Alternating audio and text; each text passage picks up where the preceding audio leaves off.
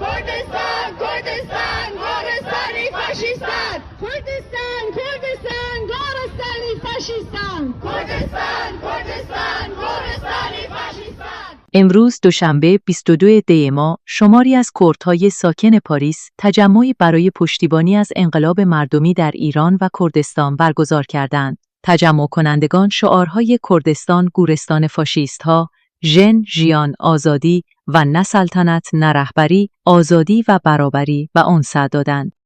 کردستان گورستانی فاشیستان کردستان کردستان گورستانی فاشیستان کردستان کردستان گورستانی فاشیستان کردستان کردستان گورستانی فاشیستان کردستان گورستانی فاشیستان کردستان کردستان گورستانی فاشیستان.